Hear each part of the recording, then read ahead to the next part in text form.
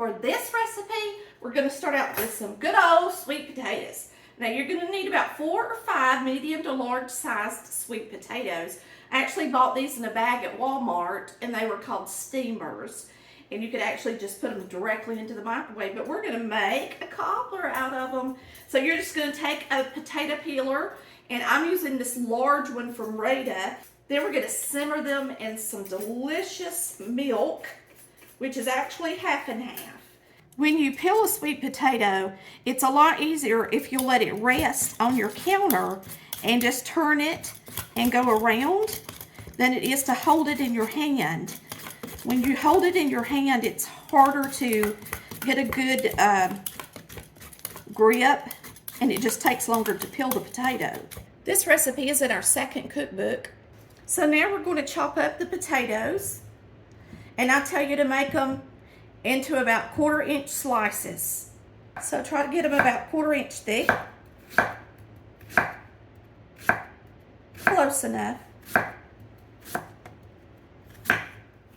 Boy, my granny used to make this, and she would sometimes she would put dumplings in it, and sometimes she did, sometimes she didn't. It's according to how much time she had on her hands, I guess. Now we're going to put these in the pot. So add your sweet potatoes to your pot. And you really kind of want a non-stick pot. You don't have to, but it's nice to have one. This one is non-stick. And you're going to add 2 cups of water to the potatoes, and then a cup of half and half. If you don't know what half and half is, it's half heavy cream, half whole milk. So if you don't have a cup of half and half, you can use a half cup of heavy cream and a half cup of regular milk. Now we're going to put the lid on these, and we're going to simmer them, and we're going to cook them for 12 minutes. So I'm going to turn them up on high long enough for them to come to a boil, and then we'll turn them down to low, and we're going to cook them 12 minutes. Okay, this is bubbling now. So what you're going to do is turn it down and time it for 12 minutes, okay? Turn it down to a medium low, and we're going to time it. Okay, y'all, I didn't have my camera on. I'm crazy. I put in a cup of white sugar, a half cup of brown sugar, and a 1/4 cup of butter. You put it on a low temperature and give the sugar time to melt. Sorry about you missing me putting in the sugar, so I'll just put it as text on the screen. So we're going to let this simmer for 5 minutes. Now, I don't know about your granny or your mother, but when mine made sweet potato cobbler, so many times they would add good old homemade milk dumplings. And it's just a biscuit mix pretty much, rolled out firm enough that you can cut dumplings out of it. So if you're going to add dumplings to this filling, of course you would have to have more liquid in order for them to cook. So I tell you to add a couple of cups extra of liquid if you're going to be making dumplings. Today we're not going to make dumplings. We're just going to put a biscuit topping over the top of it and let it be a plain old sweet potato cobbler. So now we're going to mix up that biscuit mix.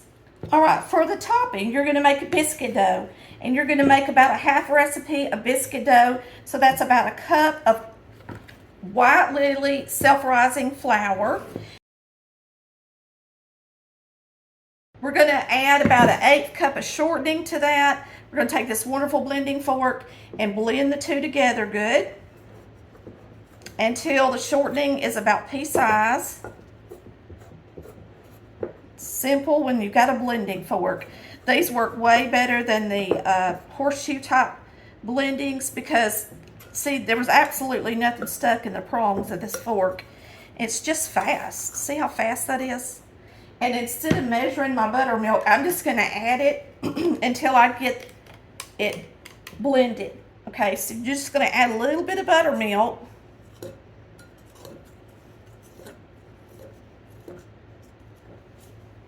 At a time. That should do it. So you want to blend it until there's just pretty much no more flour in the bottom. Actually, I got a little bit more here. And that's it. So once you mix it together, it should kind of cling together and clean off the sides of the bowl, just like that. That's perfect. Now we're gonna take this off, and this is just a biscuit dough. So you could use this to make biscuits as well. Now you can use your biscuit dough to make a lattice, to decorate your pie on the top, or your cobbler. Or you can roll it out and just put the whole thing on the top and cut slits in it. But what we're gonna do today, something on there, is we are going to roll it out and make a lattice and make it really pretty. So I'm just going to knead a little bit of flour into it. Just like so.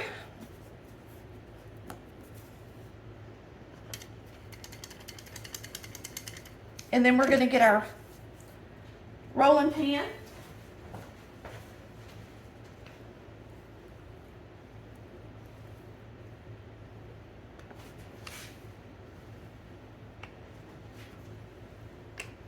And I'm going to try to roll it out the size of my dish that I'm going to put it in. Now you could put this in anything you want. You know, if you want more crust on the top, you can use a larger baking dish, or you can use a deep iron skillet, or whatever you want to use. So now what we're going to do is trim the edges so that we have a really pretty edge. And of course you don't have to do this either. You can let it be rough around the edges if you want to. We got a little extra dough. If you want to make some leaves or something out of it, you can. And they don't have to be perfectly the same size unless you're just super picky, which I am not.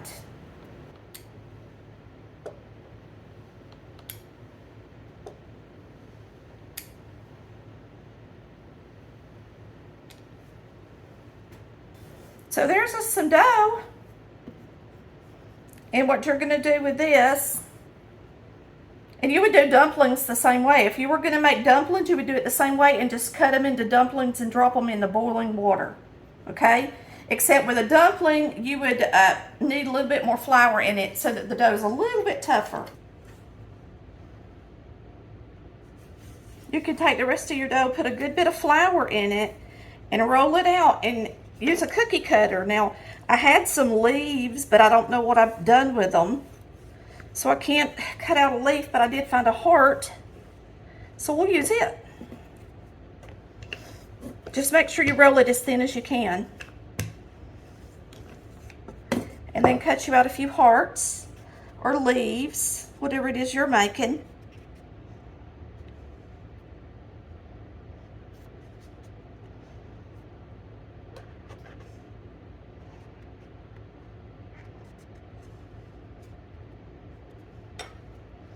You could actually use a pattern like this on the top of a round pan and use it as a pattern on top of your pie. But we're not going to do that. We're just going to use the leaves for fun. Okay, so I'm going to set them over here by themselves. Now I'm going to spray this pan good. If you want to, you can use shortening or butter instead.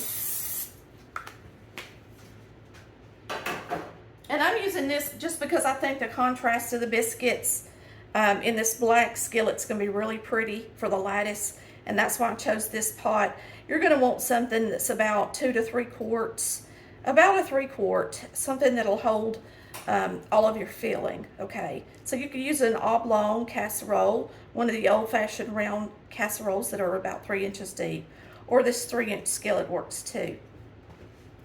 Now, this cobbler does not have a really thick broth. So if you want it to have a thicker broth, you could thicken the juice. Many times that happens when you add your dumplings to it, but today, since we're not adding dumplings, I just want you to keep that in mind, that if you want a thicker cobbler juice, then you would need to thicken it with something. And you don't want to beat your potatoes up, so you might want to take them out with something slotted, put them in the bottom of the dish, thicken up that juice, and then pour over the potatoes, because you don't want to stir the potatoes around too much. All right, so maybe we'll do that next.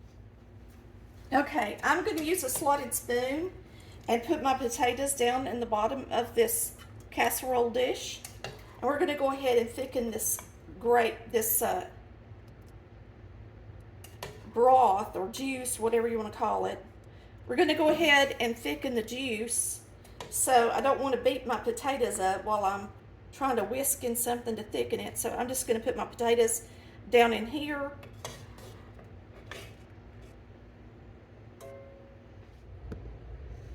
Now, to thicken this up a little, we're going to turn it up. And remember, if you were going to put the dumplings in there, they would thicken this broth because they'd have the flour on them. But I don't want to do that today. You can also use Wonder flour. You can use cornstarch. You can use cornstarch. You can use Wonder flour, or you can use flour. But whatever you decide to use, this one you just put it in there, and you don't have to mix it with anything. I think I'll just add it in there. Let's put some in there.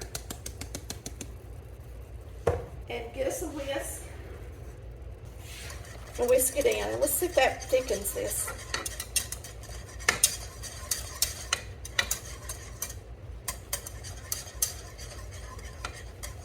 And you're just going to add it until it gets to about the thickness that you want it to be. Takes a lot of it. Now it's getting thicker. That's more like it.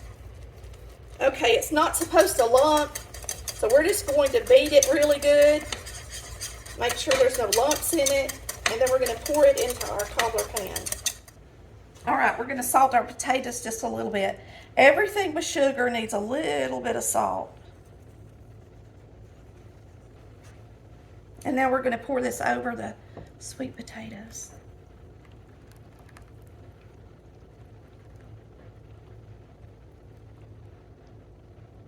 Just like that. And now we're going to put on our lettuce. And y'all, I don't think I'm going to crisscross it.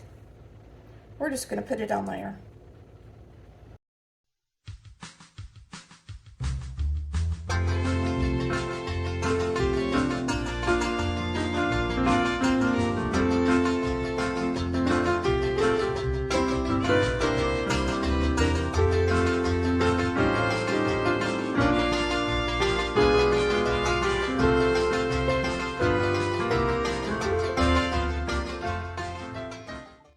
There we have it. Now what you could do is you could sprinkle some cinnamon sugar on the top of it and pour some butter on there. This is Penzeys vanilla sugar. We're going to sprinkle a little bit of it on here.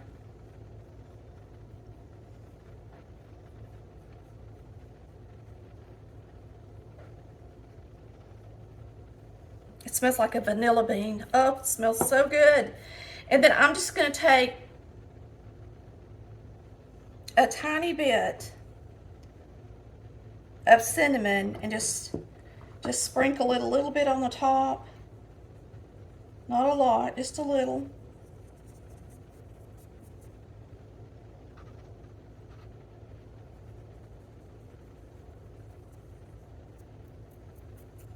Okay.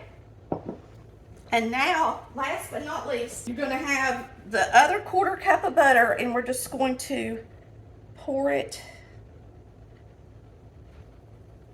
over the cobbler.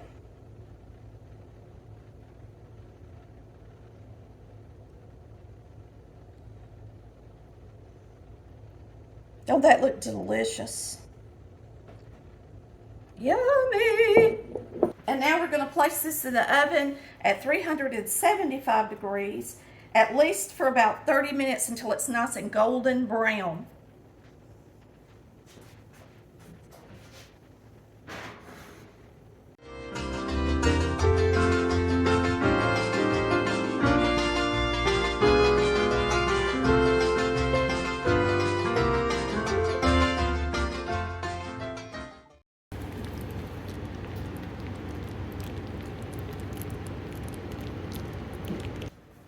All right, we're gonna dip into this. Put some on the plate with some ice cream. It's gonna be yummy.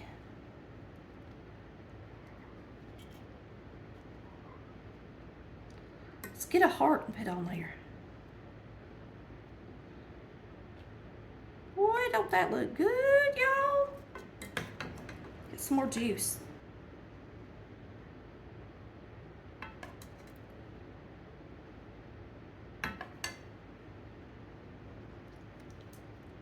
Yummy, let's get a bite. Okay, I'm so glad y'all joined us today, and now we're gonna take a bite of this wonderful sweet potato cobbler. Don't that look pretty? And my ice cream's melting. I'm eating Bluebell homemade vanilla, if you're wondering.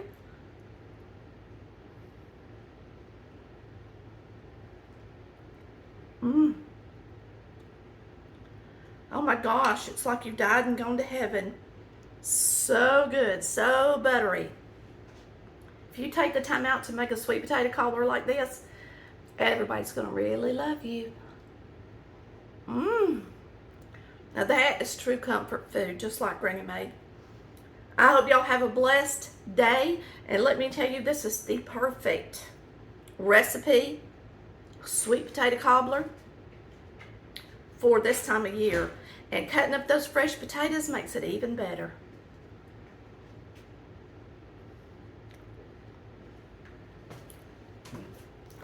Oh my gosh, Chris just came in. I'm gonna give him a bite. Yeah, I'll try it. Let me get you a bite of the everything, baby. Okay, is it hot? Not too hot.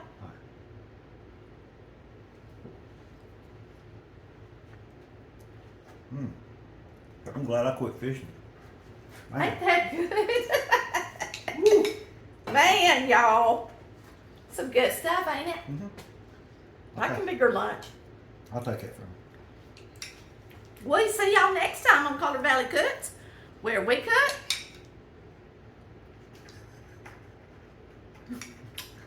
I make my man real happy, y'all. Bye, y'all. Love ya.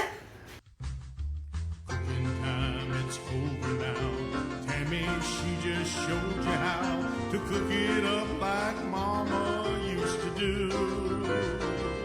So go on out and have some fun. Now you're getting dinner done with Cobbler Valley Cooks, your #1. Cobbler Valley Cooks, ain't we having fun? Cobbler Valley Cooks, we're getting dinner done. Cobbler Valley Cooks, ain't we having fun?